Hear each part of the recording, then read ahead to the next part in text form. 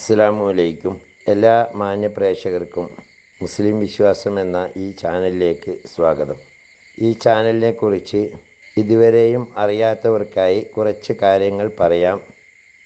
ഇത് ഇസ്ലാം മതവിശ്വാസികൾക്ക് മതത്തെക്കുറിച്ച്, പ്രത്യേകമായി മതത്തിലെ കർമ്മശാസ്ത്ര വിധികൾ, അതുപോലെ പരിശുദ്ധ ഖുർആനിലെ ആയത്തുകളുടെ വിവരണങ്ങൾ, തഫ്സീറുകളെ അടിസ്ഥാനമാക്കിയുള്ള വിവരണങ്ങൾ, ഇസ്ലാമിക ചരിത്രങ്ങൾ, ഇസ്ലാമിക വിശ്വാസ സംബന്ധമായ കാര്യങ്ങൾ, ഒരു മനുഷ്യൻ്റെ തൊട്ടിൽ മുതൽ കട്ടിൽ വരെ എന്ന വിധത്തിൽ പരിശുദ്ധ ഖുർആൻ നിഷ്കർഷിച്ചിട്ടുള്ള നിയമവ്യവസ്ഥകൾ മുതലായവ അറിയാവുന്നവരെ കൊണ്ട് അറിയാത്തവർക്ക് പറഞ്ഞു കൊടുക്കാനുള്ള ഒരു വിജ്ഞാനവേദി എന്ന നിലയിലാണ് ഈ ചാനൽ മുന്നോട്ട് കൊണ്ടുപോകുന്നത്.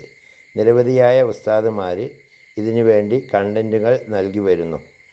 ആയതുകൊണ്ട് തന്നെ ഈ ചാനൽ ദീനി പ്രബോധനം എന്ന രീതിയിൽ ആരുടെയെങ്കിലും കയ്യിലെത്തിയാൽ അത് ഒന്ന് സബ്സ്ക്രൈബ് ചെയ്യുകയാണെങ്കിൽ കൂടുതലായിട്ടുള്ള വിവരങ്ങൾ നിങ്ങൾക്ക് ലഭ്യമാക്കുന്നതിനും, അതേപോലെ അത് ഷെയർ ചെയ്യുകയോ ലൈക്ക് ചെയ്യുകയോ ചെയ്താൽ കൂടുതലായ ആളുകളിലേക്ക് എത്തിക്കുന്നതിനും ഉപകാരപ്പെടും. അള്ളാഹു തൗഫീക്ക് നൽകട്ടെ. ഇനി നമുക്ക് വീഡിയോയിലേക്ക്. ഷെയ്ഖ് അബു അബ്ദുല്ലാഹിൽ ഇസ്കന്ദരി റളിയല്ലാഹു അൻഹു പറയുന്നു, എനിക്ക് ഉന്മാദം പിടിപെടാൻ കാരണം ഇതാണ്. ഞാൻ ഈജിപ്തിലെ ലുക്കാം പർവ്വതത്തിന് മുകളിൽ നിൽക്കുകയാണ്. സൂഫികളെ കണ്ട് ഉപദേശം സ്വീകരിക്കാൻ ആഗ്രഹിച്ചുകൊണ്ട് ദേശാടനം നടത്തിക്കൊണ്ടിരിക്കുന്ന ഘട്ടമായിരുന്നു അത്. ലുക്കാം മലമുകളിൽ വെച്ച് ഒരു വനിതയെ ഞാൻ കണ്ടുമുട്ടി. അവർ ഇങ്ങനെ ആശയം വരുന്ന ഒരു ബൈത്ത് പാടിക്കൊണ്ട് നടക്കുകയാണ്. തീസലമിൻ്റെ കിഴക്ക് വശത്ത് വെച്ച് വേർപെട്ടു പോയ ഗോത്രവർഗക്കാരിലുള്ള എൻ്റെ പ്രേമഭാജനമേ, ആ കുന്നിന്മേൽ വെച്ച് നാം ആസ്വദിച്ച മാദക മോഹന രാവുകൾ ഇനി തിരിച്ചു വരുമോ? അല്ലയോ എൻ്റെ പ്രേമഭാജനത്തിൻ്റെ അയൽക്കാരെ, വേർപാടിൻ്റെ നാളുകൾ നീണ്ടു പോയെങ്കിലും ഞാനും നിങ്ങളും തമ്മിലുള്ള പ്രേമബന്ധത്തിൻ്റെ പട്ടുനൂൽ പാശം ഒരിക്കലും അറ്റുപോകുകയില്ല തന്നെ. ഞാനിതാ അള്ളാഹുവിനെ സാക്ഷി നിർത്തിക്കൊണ്ട് നിങ്ങളോട് അപേക്ഷിക്കുന്നു, ആരെങ്കിലും അഖീക്കിലൂടെ കടന്നു പോവുകയാണെങ്കിൽ യാതൊരു നാണവും കരുതാതെ എൻ്റെ പ്രേമഭാജനത്തിൻ്റെ ഗോത്രക്കാർക്ക് എൻ്റെ സലാം പറയണേ. ഞാനിവിടെ നിങ്ങളുടെ നാട്ടിൽ ജീവച്ഛവമായി കഴിഞ്ഞുകൂടുകയാണെന്നുള്ള വസ്തുത അവരെ അറിയിക്കണേ. ഷെയ്ഖ് അബ്ദുല്ലാഹിൽ ഇസ്കന്ദരി റളിയല്ലാഹു അൻഹു പറയുന്നു, ഞാൻ ആ മഹദിയോട് അപേക്ഷാസ്വരത്തിൽ താഴെ അർത്ഥം വരുന്ന ഒരു ബൈത്ത് പാടി. ഞാൻ പാടിയ ബൈത്തിൻ്റെ അർത്ഥം ഇങ്ങനെയാണ്: അല്ലയോ മഹദി, ഭവതി എന്നെ ഒന്ന് ശ്രദ്ധിച്ചാലും, ഭവതിയുടെ മാനസിക സൗന്ദര്യം എൻ്റെ ഹൃദയത്തിൽ അല്പം പകർന്നു തന്നാലും, അതിന് സാധ്യമല്ലെങ്കിൽ ഭവതിയുടെ സുന്ദരമായ മനസ്സ് കണ്ട് ആനന്ദിച്ച് കൂടെ നടക്കാൻ എന്നെ അനുവദിച്ചാലും, ഒട്ടകത്തെ തെളിക്കുന്നവരോട് ഇതൊരു ബന്ധസ്ഥനാണെന്ന് പറയുക, നാശത്തെ അഭിമുഖീകരിക്കുന്ന ഈ കാമുകനോട് കരുണ കാണിക്കുക, ഈ കാമുകനെ കടാക്ഷിച്ച് ധന്യനാക്കുക. അങ്ങനെ വാഗ്ദത്ത നിർവഹണത്തിൻ്റെ പ്രതീകമായി മഹദി എന്നോട് കരുണ കാണിക്കണം. ഇത് കേട്ടപ്പോൾ ആ മഹദി പ്രതിവചിച്ചു, താങ്കളെ കടാക്ഷിക്കാനും നോക്കാനും എനിക്ക് നേരമില്ല. കാരണം എൻ്റെ കണ്ണുകൾ മറ്റൊരിടത്താണ്.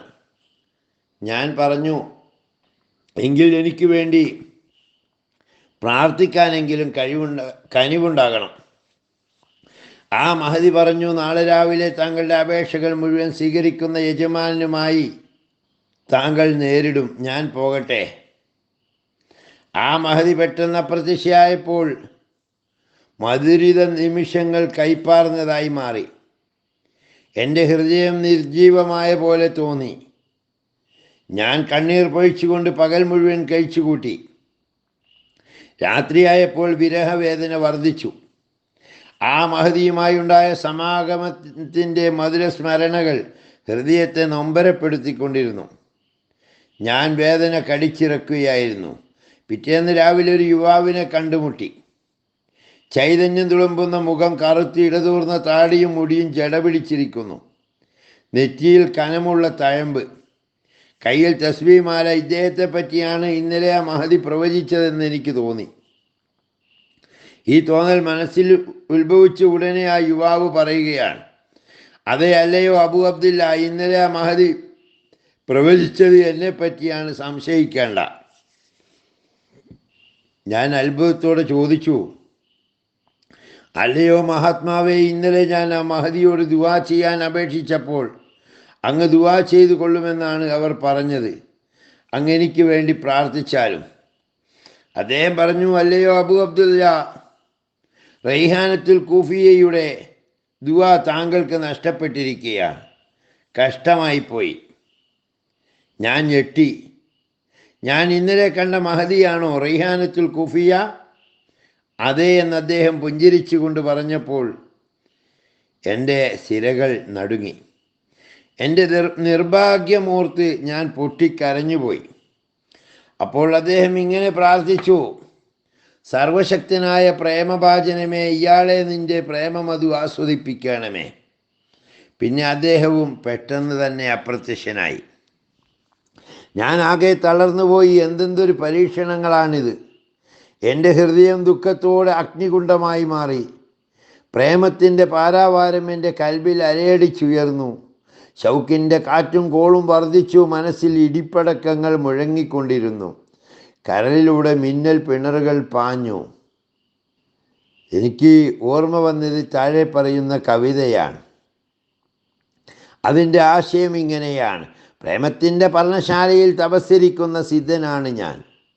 പ്രേമം അവകാശപ്പെടുന്നവരെല്ലാം എൻ്റെ ശിഷ്യന്മാരാണ്. പ്രേമത്താൽ രക്തസാക്ഷികളായവരെല്ലാം അതിൻ്റെ രാജവീതിയിൽ എൻ്റെ സാക്ഷികളെത്രേ. പ്രേമത്തെപ്പറ്റി പാണ്ഡിത്യമുള്ള അധ്യാപകർക്ക് എന്നെ വീണ്ടെടുക്കാൻ കഴിയുമോ? ആരെങ്കിലും പ്രേമസാഗരത്തിൽ ആണ്ടവരെന്ന് അവകാശപ്പെടുന്നുണ്ടുവെങ്കിൽ അത് അവഗണിച്ച് തള്ളണം. അവരെല്ലാം എൻ്റെ ദാസന്മാരാണ്. അല്ലയോ കമിതാക്കളെ, എന്നിലേക്ക് വരുവീൻ. ഞാനാണ് നിങ്ങളുടെ സുൽത്താൻ. നിങ്ങളെല്ലാവരും എൻ്റെ പട്ടാളക്കാരും. ഞാൻ എൻ്റെ ഹൃദയത്തോട് പറഞ്ഞു, നീ ഇപ്പോൾ പ്രേമത്താൽ ദാഹം തീർത്ത് കഴിഞ്ഞു. നീ ഇപ്പോൾ നിറഞ്ഞു കഴിഞ്ഞു. ഇപ്പോൾ ഹൃദയം എന്നോട് ചോദിച്ചു, ഇനിയുണ്ടോ എന്ന്. പ്രേമത്തിൻ്റെ ഉന്മാദത്തിൽ നിന്ന് എനിക്കുണ്ടോ രക്ഷാമാർഗം? ഈ ഉന്മാദം ഒരിക്കലും നീങ്ങുകയില്ല. ദോഷൈക ദൃക്കുകൾ എൻ്റെ ശൗക്കിനെ നിഷേധിച്ചു കൊണ്ടിരിക്കുമ്പോഴും പ്രേമം എന്നെ നയിച്ചു കൊണ്ടിരിക്കുന്നു. എൻ്റെ കണ്ണുനീർ അതിന് സാക്ഷിയാണ്. ഈ കവിതയാണ് പാടിയത്. ഷെയ്ഖ് അബൂ അബ്ദില്ല റളിയല്ലാഹു അൻഹു പറയുന്നു, അന്ന് മുതലാണ് ഉന്മാദം എന്നെ കീഴടക്കിയത്.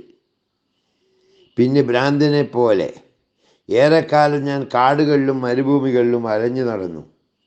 ഇപ്പോഴും ആ ഉന്മാദം തീരെ വിട്ടുമാറിയിട്ടില്ല.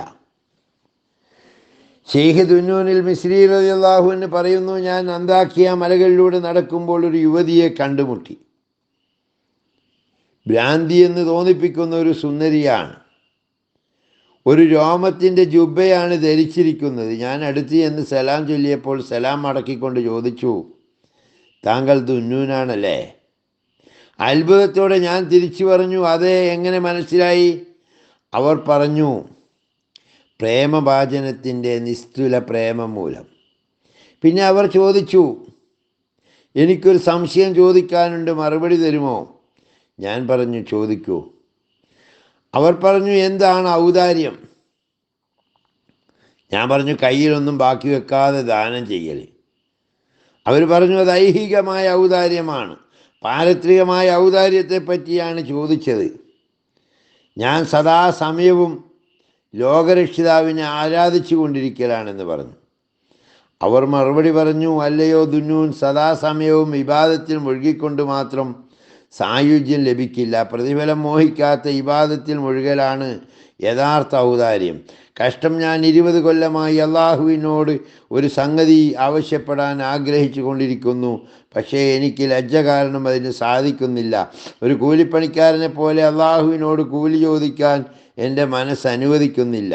ഞാൻ അവനെ ആരാധിക്കുന്നത് നരകത്തെ ഭയക്കുന്നത് കൊണ്ടോ സ്വർഗം മോഹിച്ചു കൊണ്ടോ അല്ല, അവൻ്റെ പ്രതാപത്തെ മാനിക്കാൻ മാത്രമാണ്. അനന്തരം താഴെ ഒരു ബൈത്തും പറഞ്ഞുകൊണ്ട് അവർ ഓടിപ്പോവുകയാണ്. ആ ബൈത്തിൻ്റെ ആശയം ഇങ്ങനെയാണ്: ആരിഫ്യങ്ങളെ ചിലപ്പോൾ ഉന്മത്തരായ നിലയിൽ കണ്ടേക്കാം. വാസ്തവത്തിൽ അവർ ഉന്മത്തരല്ല. അവരുടെ പ്രേമത്തിൻ്റെ കാഠിന്യമാണ്. പ്രകാശരശ്മികളിലൂടെ പ്രേമാന്തരീക്ഷത്തിൽ അത്യുദാരനായ റബ്ബിലേക്ക് അവർ ചിറകടിച്ച് പറന്നുയരുന്നു. ഇതും പറഞ്ഞ് അവർ ഓടിപ്പോയി. അള്ളാഹു മഹത്തുക്കളെ അനുഗമിക്കാൻ നമ്മെ അനുഗ്രഹിക്കട്ടെ. വാഹിർ ദവാന അൽഹംദുലില്ലാഹി റബ്ബിൽ ആലമീൻ. അസ്സലാമു അലൈക്കും വറഹ്മത്തുള്ളാഹി വബറകാതുഹു.